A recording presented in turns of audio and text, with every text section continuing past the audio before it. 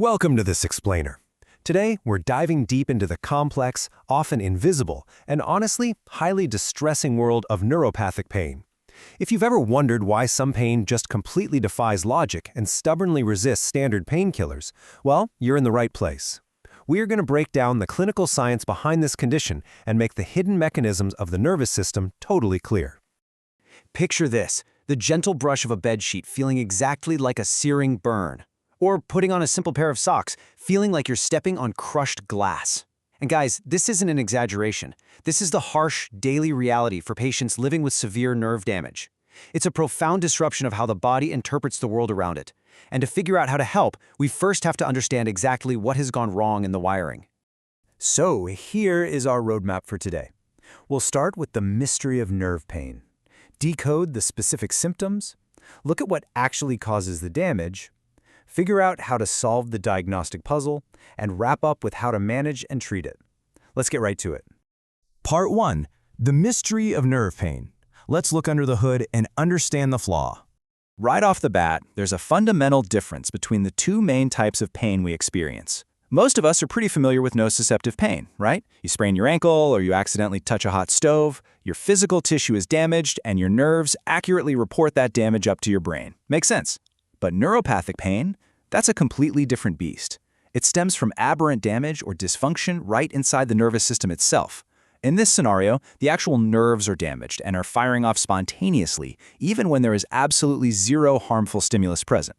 This dysfunction basically spirals out of control in 3 steps. First, the peripheral nerves fire without any real stimuli. Second, your central nervous system's inhibitory mechanisms, the systems normally responsible for dampening those pain signals, they just start to fail. There's a massive downregulation of primary inhibitory neurotransmitters. Because of this, step 3 kicks in. The pain signals are abnormally amplified, creating a phenomenon we call central sensitization. Think of it exactly like a glitchy home security alarm. It is blaring at deafening volumes warning you of a massive break-in, but there is absolutely no burglar anywhere. The system itself is what's broken. Part 2. Decoding the symptoms. Let's look at how we identify this nerve pain. Because this pain originates right in the nerves, the clinical vocabulary we use to describe it is super specific. Our first major diagnostic clue is allodynia. This is pain happening in response to a stimulus that simply shouldn't hurt. This explains why a gentle breeze, a light touch, or just the mild friction of wearing your clothes can cause absolute agony for some sufferers. It's a huge hallmark sign that the nervous system is amplifying signals completely incorrectly. Now, alongside allodynia, patients might also experience paresthesia. While this isn't usually described as outright painful, it is this persistent, highly uncomfortable tingling sensation, often described as severe pins and needles. You know that annoying feeling when your foot falls asleep? Imagine that, but the sensation literally never goes away. It is a constant, incredibly distracting hum of nerve dysfunction that ruins daily comfort. To ground all this medical jargon in reality, let's look at a clinical case from our source material. Meet Eric. He's a 64-year-old postman with a history of type 2 diabetes. He comes in with an 8-month history of burning foot pain that gets way worse at night, and standard painkillers like paracetamol, they haven't even touched the pain. Why does this matter so much? Because Eric works on his feet all day, and he just wants to care for his young grandkids. This invisible nerve pain is literally threatening his livelihood and his family life. And sadly, the pain itself is really just the tip of the iceberg. We see a devastating cascade of secondary issues. Patients suffer from muscle weakness due to motor function problems. The severe pain prevents them from sleeping, leading to chronic insomnia.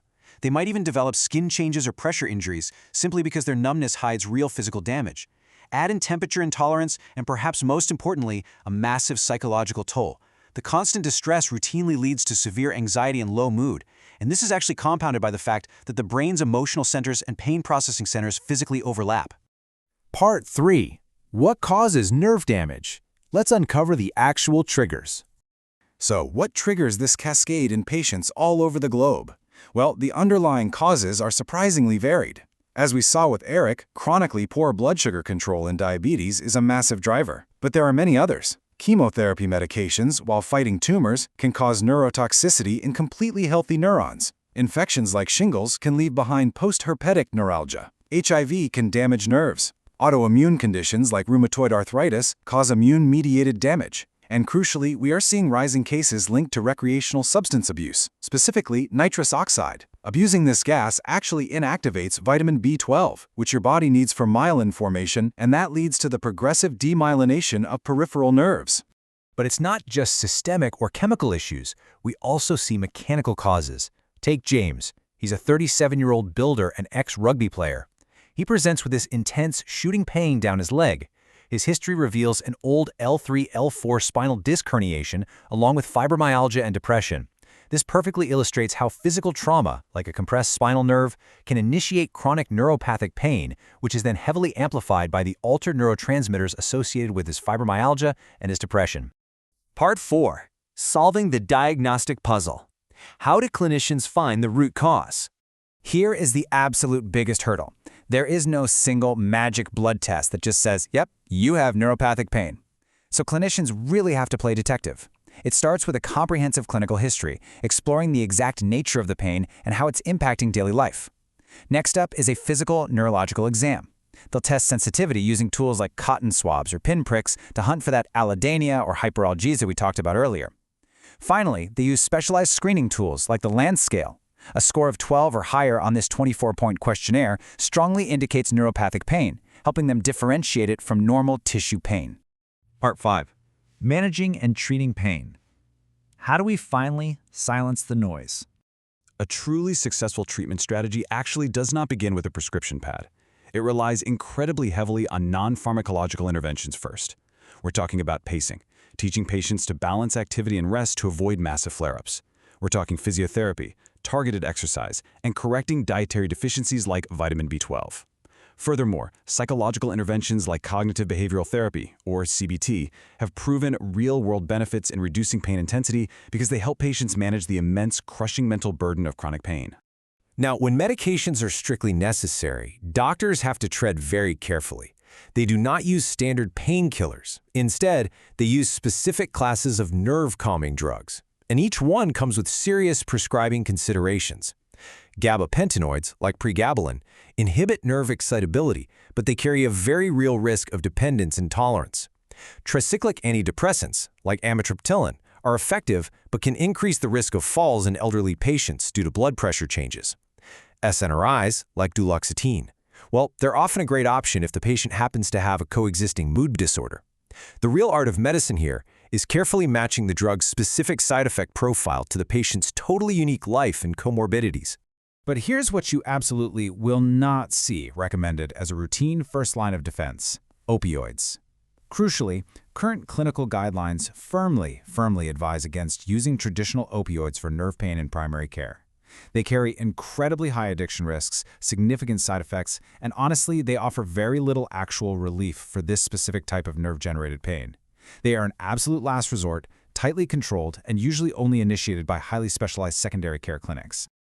At the end of the day, this explainer highlights that managing neuropathic pain isn't just about chemically silencing one noisy nerve. It's about deeply understanding the patient. Whether it's Eric just wanting to play with his grandkids or James trying to get back to work on the building site, treating the pain means looking at their diet, their sleep, their mental health, and their entire unique medical history. Because if pain is a signal generated by the brain and heavily altered by our emotions, our stress, and our environment, to truly heal the nerve, don't we first have to learn to treat the whole person? Thanks so much for joining me for this explainer.